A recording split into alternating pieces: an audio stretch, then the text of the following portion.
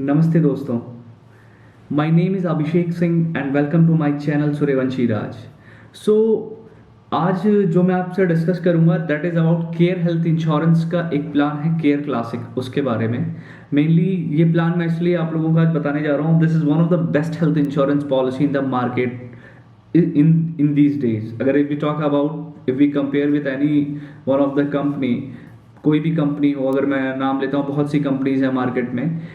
अगर देखा जाए ओवरऑल जो मैंने कंपेयर किया तो मुझे ये प्लान लो प्रीमियम के साथ काफ़ी बेस्ट लगा। ओवरऑल जो प्रीमियम ज़्यादा देना अफोर्ड नहीं कर पाते, जिनका पॉकेट नहीं अफोर्ड करता कि वो ज़्यादा महंगे हेल्थ इंश्योरेंस पॉलिसीज़ के लिए जाएं, तो दोस्तों सबसे बड़ी चीज़ क्या है, something is better than nothing. ठीक है, something is better than nothing. इसका मतलब बेसिकली मैं ये कह रहा हूँ कि अगर आपके पास कोई हेल्थ पॉलिसी नहीं है और आप अफोर्ड नहीं कर पा रहे हैं, अगर आपको प्रीमियम कुछ कंपनीज के ज़्यादा लगते हैं, तो आप एक बार इस प्लान के लिए भी जाइएगा, एक बार चेक कर लीजिएगा, गो थ्रू कर लीजिएगा। ये काफ़ी अच्छा प्लान है फैमिली फ्लोटर के तौर पे।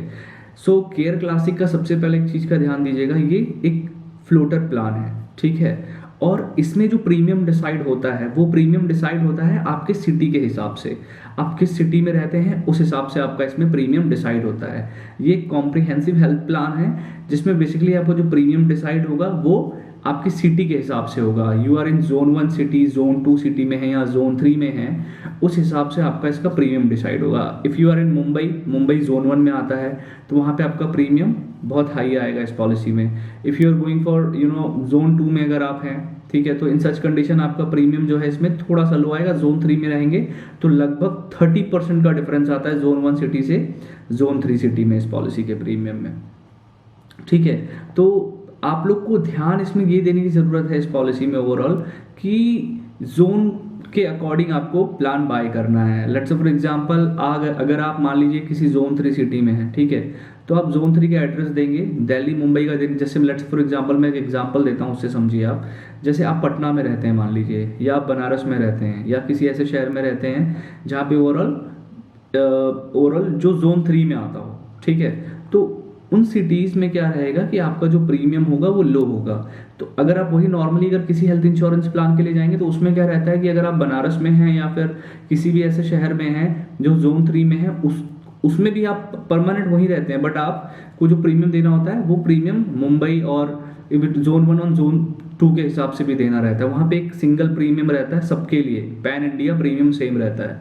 बट यहाँ पे सबसे अच्छी चीज़ क्या है, प्रीमियम आपका लो रहेगा, जोन 3 के हिसाब से आप दे सकते हैं। तो जोन 1 में आप समझ लीजिए कौन कौन सी सिटीज़ आती है। जोन 1 में मुंबई आता है, थाने है, दिल्ली है, इंक्लूडिंग फरीदाबाद यानी दिल्ली एनसीआर का एरिया हो गया आपका, गाजियाबाद एंड नोएडा, अहमदाबाद, बड़ौदा, सूरत, ये आपके जोन 1 सिटीज़ में है care classic health insurance plans में। जोन 2 में बैंगलोर है, पुणे है, नासिक है एंड रेस्ट ऑफ गुजरात जितना भी बच रहा है वो जोन 2 में है। सूरत और अहमदाबाद को छोड़ के, बड़ौदा को छोड़ के आपका जो बाकी गुजरात का शहर है वो जोन 2 में है। इसके अलावा अगर मैं बात करता हूँ बाकी रेस्ट ऑफ इंडिया जितना बच जा रहा है वो आपका आता है ओवरऑल किस में, वो आता है जोन 3 सिटी में। ठीक है, तो बहुत ध्यान से समझिएगा, ये एक ऐसा हेल्थ इंश्योरेंस मैं बता रहा हूँ जो मेनली अगर आपने आज तक कोई हेल्थ इंश्योरेंस पॉलिसी नहीं बाय की है, आप इसका प्रीमियम पक्का चेक कीजिएगा, आप इसका प्रीमियम इजिली अफोर्ड भी कर पाएंगे as per compare to any other plan. Family floater के लिए सबसे बेस्ट हेल्थ इंश्योरेंस है। फैमिली फ्लोटर का मतलब ये हो गया कि आप more than 1 person in single policy. जैसे मैं बात करता हूँ हस्बैंड, वाइफ, उनके 2 बच्चे, 3 बच्चे, 4 बच्चे, ये आपके फैमिली फ्लोटर पॉलिसी में आते हैं। अगर वही मैं बात करता हूँ if you are going for single, जैसे मैं अपना खुद का केवल हेल्थ प्लान ले रहा हूँ, that is called individual health insurance. तो ये इंडिविजुअल पॉलिसी नहीं है, ये केवल फैमिली फ्लोटर प्लान है। हस्बैंड, वाइफ और उनके मैक्सिमम 4 बच्चे इस हेल्थ इंश्योरेंस पॉलिसी में ऐड हो सकते हैं। ठीक है, तो ये तो जोन प्राइसिंग की बात हुई। ठीक है, जोन प्राइसिंग के हिसाब से ओवरऑल देखा जाए तो यहाँ पे प्रीमियम आता है, पहला ये है। अब इसमें आप देखिए सम इंश्योर्ड के जो ऑप्शंस इस पॉलिसी में अवेलेबल हैं वो है 3 लाख, 5 लाख, 7 लाख, 10 लाख एंड 15 लाख। मैक्सिमम 15 लाख तक का ये पॉलिसी है, मिनिमम 3 लाख तक का है। तो जैसा कि मैं आपको बता देता हूँ, 3 लाख के हेल्थ इंश्योरेंस में रूम पे लिमिट रहेगी 1% of your some insured and 2% ICU का रहेगा, 2% ऑफ योर सम इंश्योर्ड, यानी 6000 आपको मिलेगा किसका, आईसीयू के लिए, और 3000 मिलेगा आपके रूम के लिए। तो मैंने जैसा आपको बताया हुआ है पिछले वीडियोस में भी कि अगर आपने हेल्थ इंश्योरेंस बाय किया तो कम से कम मिनिमम 5 लाख की पॉलिसी रखेंगे तो उसमें रूम पे लिमिट नहीं रहता है। तो 3 लाख का ऑप्शन हटाते हुए अगर आप लोग को जाना रहेगा तो 5 लाख, 7 लाख, 10 लाख, 15 लाख का ऑप्शन है इस हेल्थ इंश्योरेंस प्लान में, उसके लिए जाइए, दैट इज बेटर। रूम और आईसीयू इन सब चीज़ों पे कोई कैपिंग नहीं रहेगी। और 3 लाख इस जिस हिसाब से मेडिकल इन्फ्लेशन है आज की डेट में, 3 लाख रुपए बहुत छोटा अमाउंट हो जाता है। इसके अलावा अगर मैं बात करता हूँ एज ऑफ प्रपोजर, इसमें जो अगर कोई जा रहा है अपनी वाइफ के साथ ये हेल्थ प्लान अगर कोई भी ले रहा है, राइट, उसकी मिनिमम एज कितनी होनी चाहिए? 18 ईयर्स। अगर मुझे ये हेल्थ इंश्योरेंस प्लान बाय करना है मुझे अपने लिए और अपनी वाइफ के लिए, तो 18 साल एज होना, एंट्री एज होनी चाहिए, ठीक है। इसके अलावा जो बच्चे को, अगर चाइल्ड को ऐड करना है पॉलिसी में, तो मिनिमम जो चाइल्ड की एज होनी चाहिए वो होनी चाहिए 91 डेज, 91 दिन का बच्चा आपका होना चाहिए। जैसे न्यूबॉर्न बेबी है तो उनका 91 डेज का बच्चा होना चाहिए, ठीक है। इसके अलावा 18 ईयर्स एंड अबव, मैंने जैसा अभी बता दिया आपको एंट्री एज है। एंट्री एज जो मैक्सिमम है इसमें वो है 65 ईयर्स। अगर 65 साल का कोई एडल्ट है, he is fit and fine और कोई दिक्कत नहीं है, वो जा सकते हैं इस पॉलिसी के लिए लाइफ लॉन्ग। 65 ईयर्स इसमें मैक्सिमम एंट्री एज है।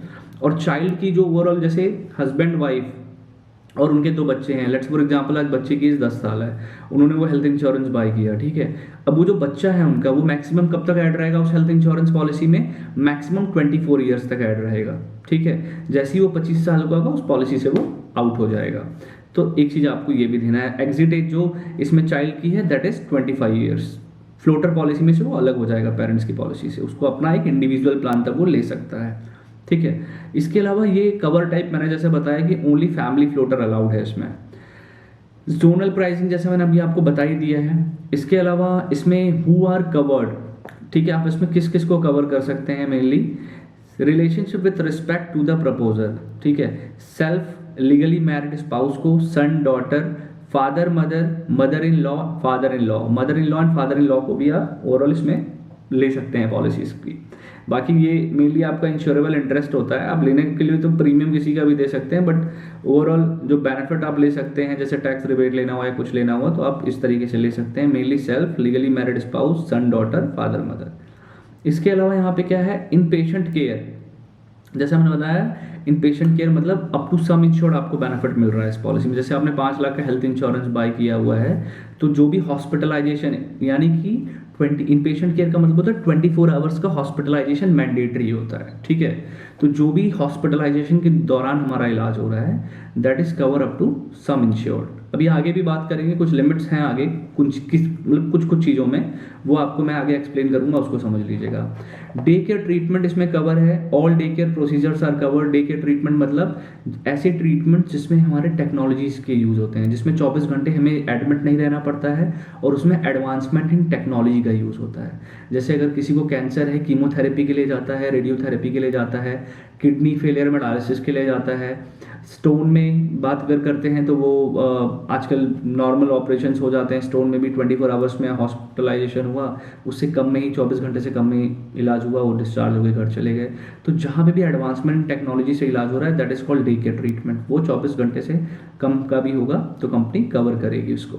लेकिन ये सर्दी खांसी जुकाम और नॉर्मल फीवर के लिए नहीं है कि मैं गया और अस्पताल में 4-5 घंटे में इलाज हो गया और चला है, वो नहीं कवर होगा। That is called normal OPD, out patient department. But अगर ये बात करता हूँ, इसको कहते हैं डे केयर ट्रीटमेंट जिसमें टेक्नोलॉजी का यूज़ हो रहा है। इसके अलावा मैं बात करता हूँ प्री एंड पोस्ट हॉस्पिटलाइजेशन। अस्पताल में एडमिट होने से पहले के 60 डेज तक के एक्सपेंसेस कवर कर रही है कंपनी आपकी, यानी कि अस्पताल में भर्ती होने से पहले भी आपने कोई टेस्ट कराया है, डॉक्टर से कंसल्ट किया है, मेडिसिन बाय किए हुए हैं, वो बिफोर कवर कर रही है। बिफोर 60 है एंड डिस्चार्ज होने के बाद 90 डेज तक के एक्सपेंसेस आपके यहाँ पे कवर हो रहे हैं, ठीक है। प्री एंड पोस्ट हॉस्पिटलाइजेशन में आयुष ट्रीटमेंट आपका कवर है 10% ऑफ योर सम इंश्योर्ड, ठीक है। जितने का भी आपका कवर होगा उसका 10%, यानी 5 लाख का हेल्थ पॉलिसी है तो 50,000, 10 लाख का हेल्थ प्लान है तो आपका कितना कवर होगा? 1 लाख रुपए। आयुष, आयुर्वेदिक, होम्योपैथिक, यूनानी, ये हॉस्पिटलाइजेशन से रिलेटेड एक्सपेंस होता है। जिस चीज़ के लिए मैं हॉस्पिटलाइज हुआ, अगर किसी ने मुझे रिकमेंड किया कि आयुर्वेदिक होम्योपैथिक लेना है तो ये दवाइयाँ लेकर के भी मैं पोस्ट हॉस्पिटलाइजेशन में अपना यूज़ करके इसको रिम्बर्स करा सकता हूँ। इसको रिम्बर्समेंट लेना होगा, इसका बिल सबमिट करना होगा आपको, ये कैशलेस में नहीं आता है। डोमिशलरी हॉस्पिटलाइजेशन क्या होता है? डोमिशलरी हॉस्पिटलाइजेशन में जैसा कि मैंने आपको बताया था पिछली वीडियोस में कि डोमिशलरी हॉस्पिटलाइजेशन में मतलब हमें किसी भी दौरान जब ऐसा भी कोई क्रिटिकल कंडीशन आ जाता है, जब हम हॉस्पिटल में मूव करने की हालत में नहीं है, बहुत ज़्यादा पेशेंट की कंडीशन क्रिटिकल है, उसे कहते हैं in such condition we are going for domiciliary hospitalisation. या फिर हॉस्पिटल में आसपास बेड अवेलेबल नहीं है, या तीसरी चीज एमबीबीएस से रिकमेंडेशन होना चाहिए। तो ये आपका डोमिशलरी बेनिफिट आप ले सकते हैं। इसमें 3 दिन से ज़्यादा का हॉस्पिटलाइजेशन होना चाहिए आपका। ऑर्गन डोनर में आपको 10% ऑफ योर सम इंश्योर्ड मिलेगा। अगर मान लीजिए किसी को किडनी ट्रांसप्लांट कराना है, ऑर्गन डोनर आता है, किडनी डोनेट करता है, तो जो भी आपका सम इंश्योर्ड है 5 लाख का है, तो 10% ऑर्गन डोनर पे एक्सपेंस कंपनी कवर करेगी, वो आपके सम इंश्योर्ड से ही माइनस होगा। इसके अलावा एम्बुलेंस कवर आपका एक बार आपको मिलेगा पूरे साल में 1000 रुपीज़। नो क्लेम बोनस है इसमें। अगर आप 5 लाख का हेल्थ प्लान बाय करते हैं, क्लेम नहीं करते हैं, 25% मिनिमम आपको हर साल मिलेगा। जैसे मैंने आज पॉलिसी बाय की है, पूरे साल में मैंने कोई क्लेम नहीं किया, अगले साल 25% ऐड ऑन हो जाएगा, यानी वो हो जाएगा 6,25,000। और मैक्सिमम ये पॉलिसी जो मेरी जाएगी वो इंक्रीज होके जाएगी कहाँ तक, 12.5 लाख तक। दूसरी चीज़, जिस ईयर में मैं क्लेम करूंगा उसी सीक्वेंस में वो डिक्रीज भी होगा। जैसे 5 लाख से बढ़ा 6,25,000 हुआ, अब मेरा दूसरे साल क्लेम आया, फिर अगले साल रिन्यूअल करवाऊँ, मेरी पॉलिसी वापस कितने की हो जाएगी, 5 लाख की हो जाएगी। तो वो फिर से क्लेम नहीं करेंगे, फिर से 25% में मिल जाएगा। तो ऐसा रहता है इसमें। इसके अलावा अनलिमिटेड, इसमें आपको ऑटोमेटिक रिचार्ज का बेनिफिट है, बहुत अच्छा बेनिफिट है ये। Let's say for example ABCD are 4 members in the family, चारों ने पॉलिसी ली है। ए हॉस्पिटलाइज होते हैं एक्सीडेंटल के दौरान, 5 लाख पूरा क्लेम कर लेते हैं, ठीक है। सेम ईयर में ही बी भी हॉस्पिटलाइज हो जाते हैं 1 से 2 महीने के बाद, 5 लाख की दोबारा ज़रूरत है, कंपनी दोबारा उनको भी प्रोवाइड करेगी। इस पॉलिसी में एक चीज़ और है बेटर, इसमें सेम इलनेस के लिए भी आपको 45 डेज के बाद बेनिफिट मिल जाता है। लेट्स से फॉर एग्जांपल कोई पर्सन है जिनको मान लीजिए कैंसर है, ठीक है, वो हॉस्पिटलाइज हुए, ठीक है, वो 45 डेज के बाद, कैंसर था, 20 दिन हॉस्पिटलाइज रहे, इसके बाद फिर वो डिस्चार्ज होते हैं, 5 लाख पूरा यूटिलाइज कर चुके हैं, डिस्चार्ज होते हैं। इसके बाद फिर से 45 डेज के बाद वो चाहें तो 5 लाख दोबारा अगर हॉस्पिटलाइज हो जाते हैं, सच कंडीशन कंपनी दोबारा उनको प्रोवाइड करती है इस पॉलिसी में। That is called, same illness के लिए भी कंपनी यहाँ आपको बेनिफिट दे रही है। तो ये ऑटो रिचार्ज में बेनिफिट है। हाँ, इसमें एक चीज़ का आप लोगों को ध्यान देना है, जो अनलिमिटेड ऑटोमेटिक रिचार्ज मिलता है आपको, वो मेनली क्या है, एडवांसमेंट इन टेक्नोलॉजी, उसमें आपको इसका बेनिफिट नहीं मिलेगा। जैसे कीमोथेरेपी कराना होगा अगर उनको 45 डेज के बाद, उसमें ये बेनिफिट नहीं ले पाएंगे इसमें अनलिमिटेड ऑटोमेटिक रिचार्ज का, ठीक है। ये केवल in the case of hospitalization, अगर कुछ ऐसा हो रहा है 24, जैसे डेंगू हो गया, कोई डेंगू एक बार हुआ था, दोबारा डेंगू हो गया 2 महीने के बाद, हॉस्पिटलाइज हो गए, तब मिलेगा उनको। अनलिमिटेड ई कंसल्टेशन है इसमें, ठीक है। इसमें आप online overall unlimited e consultation ले सकते हैं पूरे साल में, कितने बार भी, उसका कोई लिमिट नहीं है। लेट्स से फॉर एग्जांपल कोई इमरजेंसी है या आप किसी डॉक्टर से अपना ओवरऑल एक सलाह लेना चाह रहे हैं, जनरल फिजिशियन से, तो ये आप ऑनलाइन ले सकते हैं। इसका एक एप्लीकेशन है केयर हेल्थ ऐप, वहाँ से आप कस्टमर केयर हेल्थ ऐप को डाउनलोड करके अपना उससे बेनिफिट ले सकते हैं, पूरे साल में अनलिमिटेड है वो। इसके अलावा आपको इसमें सबसे अच्छी चीज़ एक यूनिक बेनिफिट मिल रहा है, जो कि मेरे हिसाब से किसी भी हेल्थ इंश्योरेंस पॉलिसी में ये बेनिफिट नहीं है अभी फिलहाल में। असिस्टेड रिप्रोडक्टिव ट्रीटमेंट जिसे कहा जाता है। इसमें क्या होता है, 2 लाख रुपए आप ले सकते हैं। जैसे 5 लाख की पॉलिसी है तो 2 लाख रुपए आपको मिलेगा इस चीज़ के लिए। जैसे जो आर्टिफिशियल बेबी रिप्रोडक्शन का सिस्टम है उसके लिए है ये मेनली। जैसे हस्बैंड वाइफ हैं, ठीक है, अब 3 साल के बाद अगर उनको बेनिफिट लेना है इस चीज़ का तो वो ले सकते हैं इस पॉलिसी में 2 लाख रुपए तक, और 3 ईयर्स का वेटिंग पीरियड है इसके लिए। असिस्टेड जो रिप्रोडक्टिव ट्रीटमेंट है उसके लिए जो बेनिफिट है वो कितने साल का है, वेटिंग पीरियड है 3 साल का वेटिंग पीरियड है। 5 लाख की पॉलिसी में मैक्सिमम उनको 2 लाख रुपए मिलेंगे, ठीक है। इसके अलावा आपको इसमें जो बेनिफिट्स मिल रहे हैं ओवरऑल, हाँ एक चीज़ बहुत ध्यान दीजिए, सब लिमिट्स हैं इस पॉलिसी में। अब सस्ता है तो कुछ ना कहीं कंपनी लिमिट लगाएगी, रेस्ट्रिक्शन लगाएगी थोड़ा बहुत, काफ़ी ज़्यादा ओवरऑल प्रीमियम इसका कम है, तो वहाँ पे आपको मैं, और जिन चीज़ों पे सब लिमिट्स लगी हुई हैं मेनली वो सब लिमिट्स बहुत ज़्यादा किसी बड़ी बीमारियों पे नहीं है, छोटी मोटी जो बीमारियाँ हैं उस पर है। जैसे मैं आपको बता देता हूँ, अगर आप जाते हैं uterine artery embolisation and HIFU के लिए तो 15% ऑफ योर सम इंश्योर्ड, जितने का भी प्लान है आपका, अगर 5 लाख की पॉलिसी है उसका 15% मिलेगा, 10 लाख का है तो उसका 15% आपको मिलेगा, तो उस हिसाब से आप अपना सम इंश्योर्ड का 15% ही मिलेगा आपको। इसके अलावा आपका डीप ब्रेन स्टिमुलेशन का 25% बेनिफिट है, ओरल कीमोथेरेपी में 15% ऑफ योर सम इंश्योर्ड है, ठीक है। ये मैं आपको शेयर कर दूँ, रोबोटिक सर्जरी है 25% ऑफ सम इंश्योर्ड, ठीक है। इसके अलावा ब्रोनिकल थैमोप्लास्टी अप टू सम इंश्योर्ड है इसमें आपका, ये सारे बेनिफिट्स हैं। ये आप देख लीजिए, आप मैं यहाँ पे इसको शेयर कर दूंगा इस वीडियो में, so you can check it और अपना चेक कर लीजिएगा कहाँ पे क्या लिमिट्स हैं, रिस्ट्रिक्शंस हैं, उस हिसाब से आपको समझ में आ जाएगा। कैटरेक्ट मोतियाबिंद में इसमें अगर आप देखेंगे, अगर हॉस्पिटलाइज होते हैं तो 3 लाख की पॉलिसी में पर आई आपको कितना मिल रहा है, 25,000, मैक्सिमम 35,000 पर पॉलिसी ईयर मिलेगा इसमें। कैटरेक्ट अगर आप जोन 3 सिटी में हैं, लेट्स से फॉर एग्जाम्पल कोई बनारस में है, तो मोतियाबिंद के ऑपरेशन में दोनों आइज़ के लिए एक ही बार में आदमी नहीं चला जाता है कैटरेक्ट का ऑपरेशन कराने, तो ये मेनली आप जा सकते हैं इस ऑप्शन के लिए। 5 लाख में 40,000 मिल रहा है, पूरे पॉलिसी ईयर में 60,000 मिलेगा, और 7 लाख एंड अबव अगर प्लान है तो 50,000 पर आई मिल रहा है। तो बहुत इतना amount, cataract is not that kind of big treatment, उतना एक्सपेंस नहीं आता उसमें। ऑप्शनल बेनिफिट के तौर पे अगर देखा जाए यहाँ पे, तो यहाँ पे आपके पास ऑप्शंस हैं, आप चूज़ कर सकते हैं, ठीक है। ओपीडी केयर के लिए, जैसे अगर आप चाहते हैं कि आपके पॉलिसी में आपको ओपीडी बेनिफिट भी मिले, लेट्स से फॉर एग्जांपल अगर आप कुछ मेडिकल स्टोर से बाय करना चाह रहे हैं, डॉक्टर से कंसल्ट करना चाह रहे हैं, उसका भी बेनिफिट आप ऐड कराना चाहते हैं, मैं नहीं कहूँगा कि ये ओपीडी बेनिफिट आप लें, ये ऑप्शनल है। प्रीमियम काफ़ी ज़्यादा हाई चला जाता है इस ओपीडी बेनिफिट के लिए। और नॉर्मली आप एक चीज़ समझिए, हेल्थ इंश्योरेंस कोई भी बाय करता है, वो बाय करता है मेनली हॉस्पिटलाइजेशन के लिए, not for this OPD and all, okay. Hospitalization में ही हमारा ज़्यादा एक्सपेंस होता है, तो उस चीज़ को ध्यान दीजिए।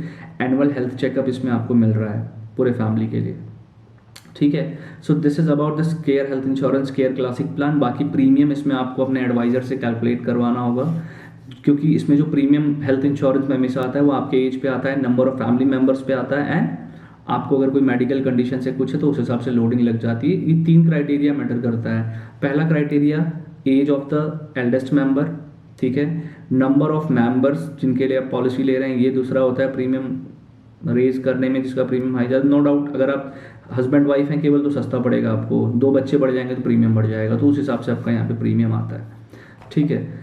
बाकी सम इंश्योर्ड कितना आप ज़्यादा ले रहे हैं, एक 5 लाख का ले रहे हैं, 10 लाख का ले रहे हैं, 15 लाख का ले रहे हैं, तो उस हिसाब से प्रीमियम बढ़ेगा आपका। और 5 लाख का लेंगे तो मान लीजिए 11,000 आ रहा है, तो 10 लाख में आपका बहुत ज़्यादा नहीं, 13 से 14,000 ही आएगा। वो मत सोचिएगा कि डबल हो जाएगा, 22,000 हो जाएगा, तो ऐसा नहीं होता है। बहुत मिनिमम सा प्रीमियम इंक्रीज होता है अगर आप हायर सम इंश्योर्ड के लिए जाते हैं, और वही ज़्यादा आज की डेट में अच्छा है। कम से कम 10 लाख का हेल्थ प्लान आप लेके रखिए, that is better for you all. 10 lakh नहीं लिया तो 5 लाख तो ले ही लीजिए कम से कम। बाकी और तो कुछ नहीं है इसमें ऐसा खास बताने के लिए। बाकी मैं इसका ब्रोशर आपको डिस्क्रिप्शन में शेयर कर दूंगा, वहाँ से आप इसको चेक कर सकते हैं। कोई भी डाउट होगा, कुछ भी रहेगा, जस्ट कमेंट बॉक्स, तो मैं वहाँ पे आपको उसका आंसर दूंगा। एंड किसी को ओरल प्रीमियम से रिलेटेड या कुछ भी कोई क्वेरी है या कुछ भी पूछना चाहे रिलेटेड टू सर्विस और anything, any help that you want regarding this health insurance, I am there always for you, okay. So thank you so much, and thank you for watching Suryavanshi Raj. Thank you so much.